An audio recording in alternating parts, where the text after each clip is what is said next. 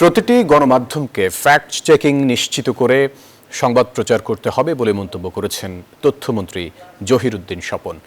শনিবার দুপুরে পাবনার সাথিয়া প্রেস ক্লাবে মত বিনিময় সভায় এসব কথা বলেন তিনি। বলেন, ফ্যাক্ট চেকিংয়ের শর্ত পূরণ ছাড়া কোনো সংবাদ প্রচারিত হলে সংশ্লিষ্টদের আইনের আওতায় আনা হবে। সঠিক তথ্য তুলে ধরতে সংবাদ প্রকাশের আগে ফ্যাক্ট চেকিং করা জরুরি এবং অনুমান নির্ভর সংবাদ প্রকাশ কোনো মতেই গ্রহণযোগ্য নয় বলেও মন্তব্য করেন তিনি।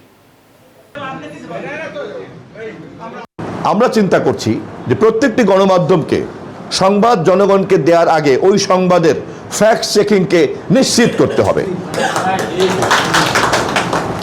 সেটা যে ধরনের গণমাধ্যমে হোক না কেন, ফ্যাক্ট চেকিংয়ের শর্ত পূরণ করা ছাড়া কোনো সংবাদ যদি বাইরে প্রচারিত হয় তাহলে ওই সংবাদ প্রকাশকারী সংশ্লিষ্ট সকলকেই আমরা আইনের আওতায় আনতে পারবো।